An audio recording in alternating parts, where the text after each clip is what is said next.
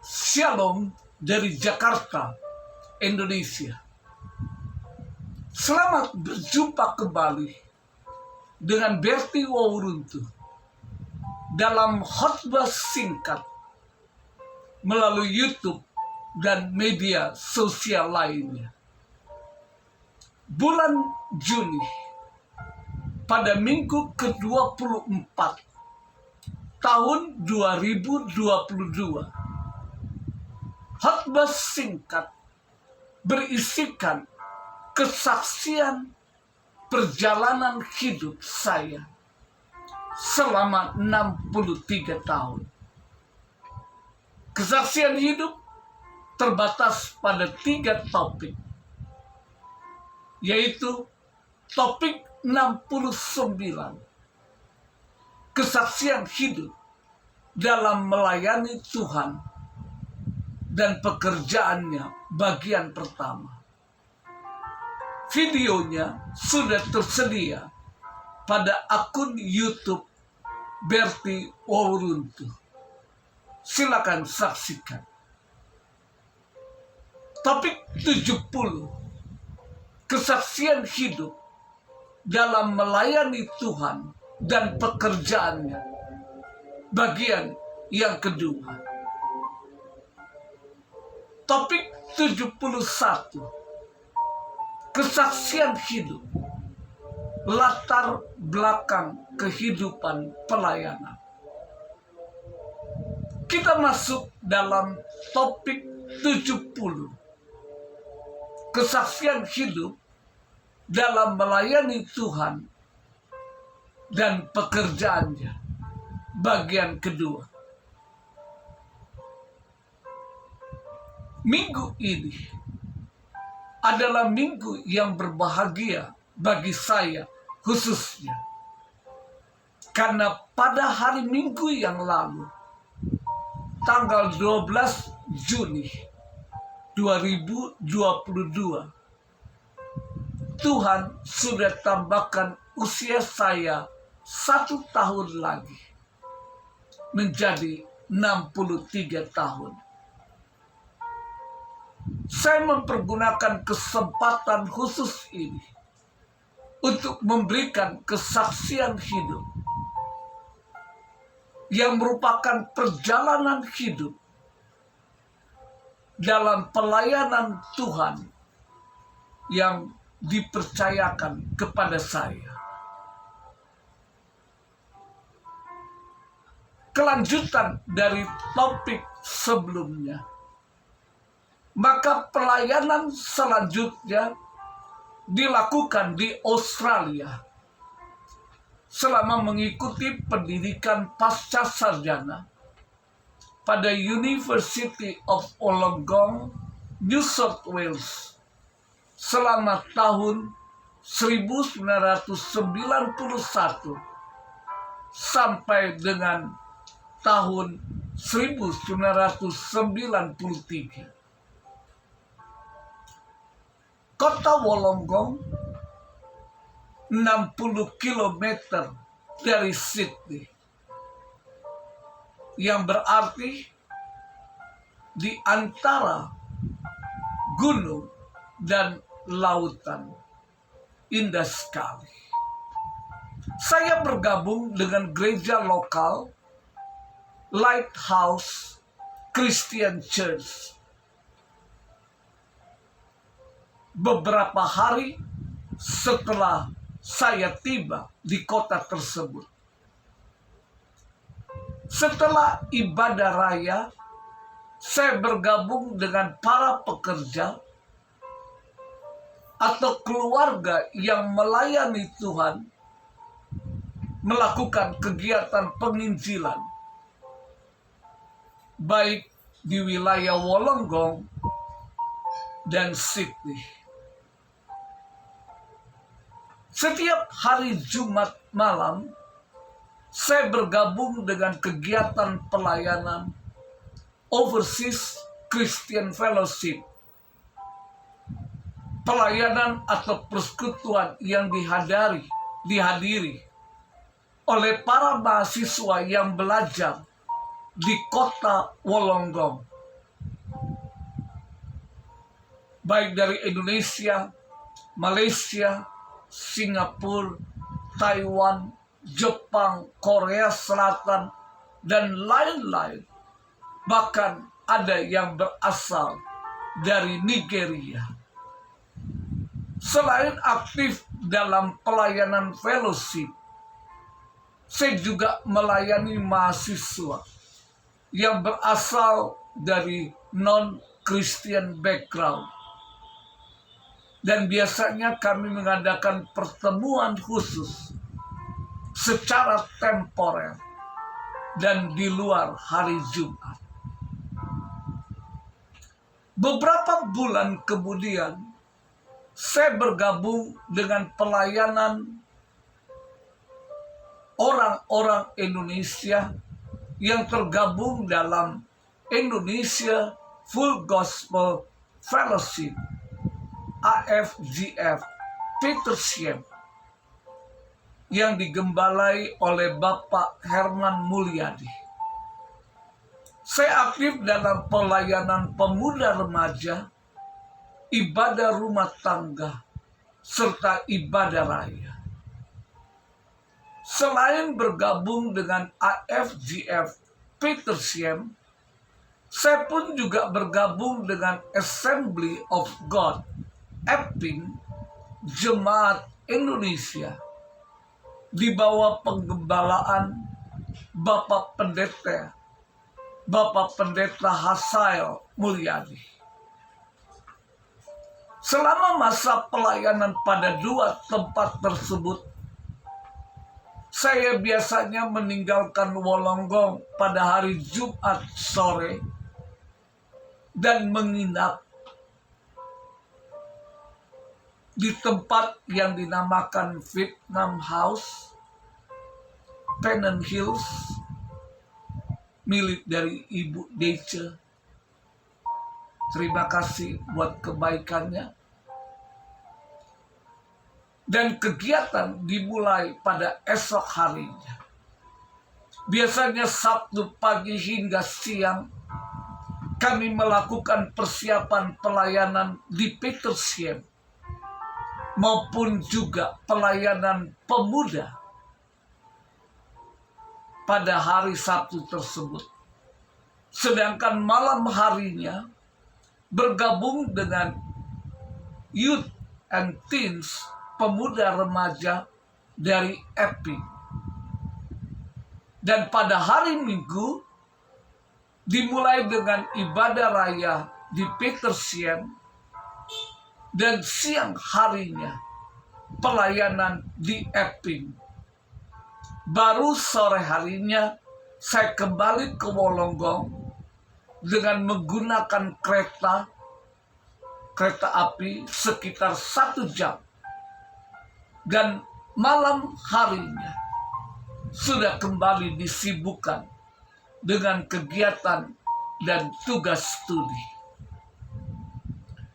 Selama periode pelayanan di Australia, saya juga melayani Youth and Teens dari Waverley Uniting Church secara periodik, dan juga melayani ibadah retreat dari Youth and Teens the Body of Christ, baik di Sydney maupun di Melbourne dalam ibadah mingguan mereka.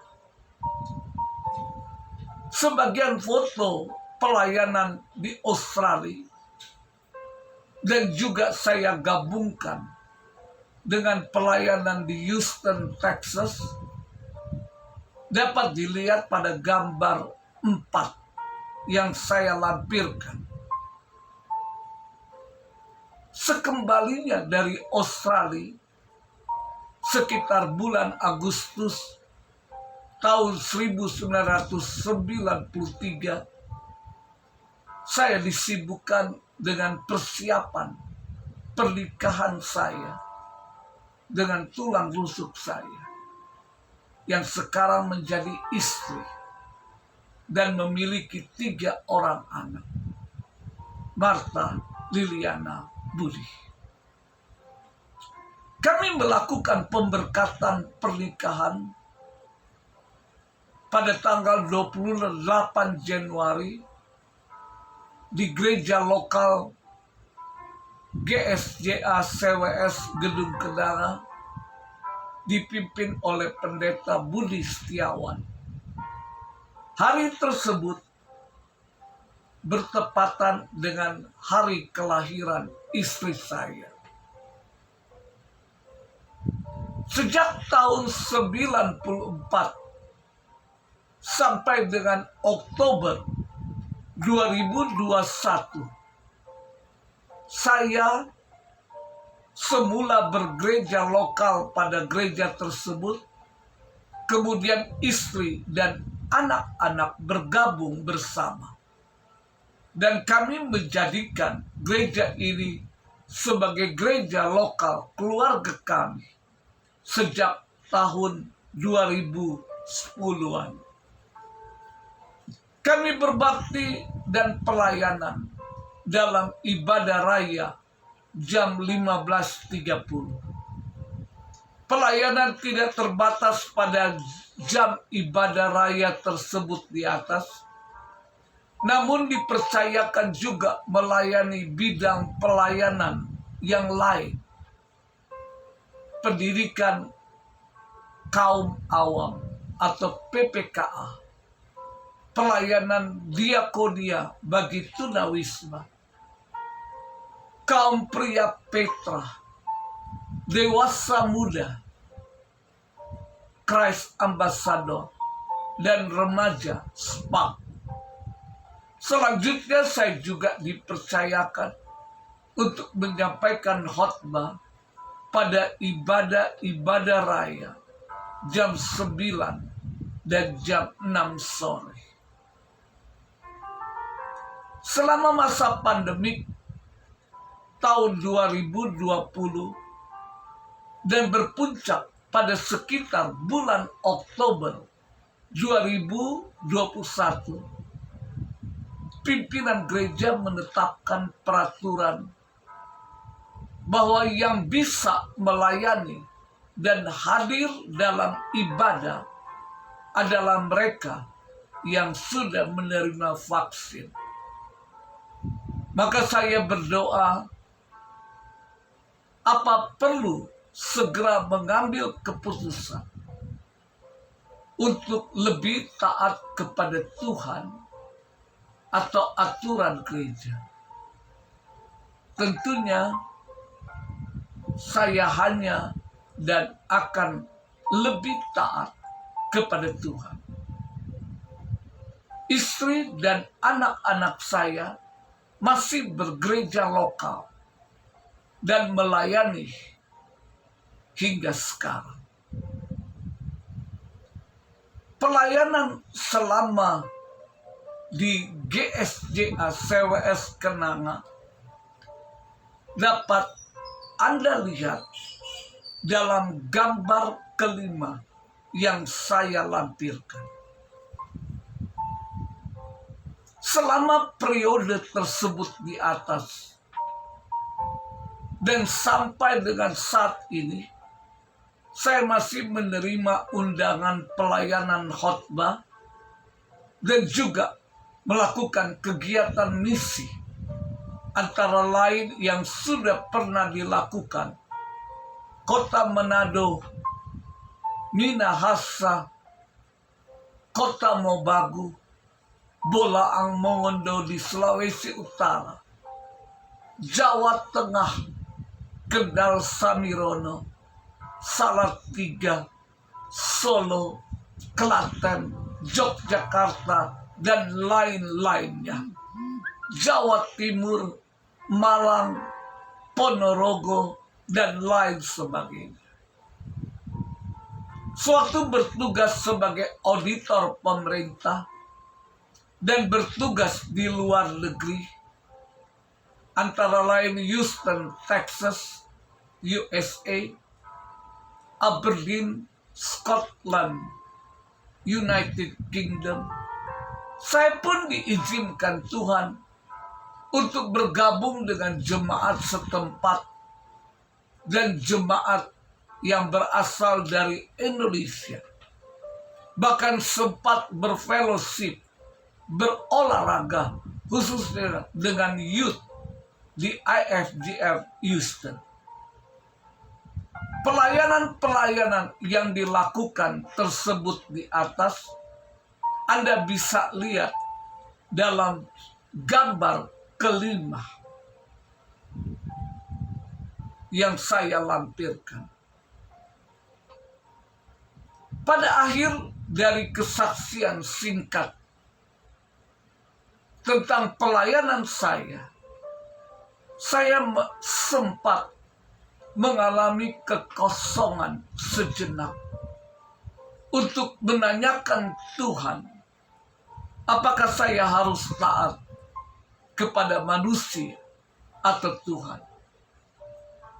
Persekutuan pribadi sudah dilakukan, dan jawabannya sudah jelas apa yang harus saya lakukan. Namun muncul pertanyaan lain, yaitu apa yang saya bisa lakukan untuk Tuhan dan pekerjaannya. Ini membutuhkan waktu yang cukup lama, meskipun dalam hitungan hari. Namun saat itu saya merasakan sangat lama. Dengan bimbingan dan persetujuannya, saya melakukan tugas pelayanan khotbah, kesaksian melalui media sosial. Melalui satu proses yang berjalan singkat, pelayanan berpusat di media sosial YouTube dengan didukung media sosial lainnya seperti Facebook, WhatsApp, Messenger, Line, Instagram, Twitter, dan LinkedIn. Meskipun tidak memiliki pengalaman lengkap, namun Roh Kudus jelas membimbing, menyiapkan proses demi proses, dimulai dengan memahami kehendak Bapa, kehendak Roh Kudus, apa yang akan disampaikan. Dilanjutkan dengan melakukan riset kecil-kecilan atau pemahaman akan kehendak Allah. Dilanjutkan dengan pembuatan skenario khotbah bahasa Indonesia dan Inggris. Kemudian melakukan perekaman, recording dengan sistem one take. Dan pada akhirnya melakukan editing dan finalisasi video sebelum diterbitkan dalam YouTube untuk pertama kalinya. Roh Kudus menggerakkan saya untuk membuat trilogi khotbah setiap minggunya dan didistribusikan setiap hari Minggu, Rabu, dan Jumat. Secara resmi, saya mulai aktivitas di YouTube sejak 3 November tahun 2011. Namun pelayanan khotbah singkat dimulai pada Oktober 2021. Saat ini saya memiliki subscriber sebanyak 303. Jumlah viewer sekitar 5.438. Dengan jumlah video sebanyak 113. Doa saya agar Roh Kudus menggerakkan setiap yang menerima posting melalui media sosial.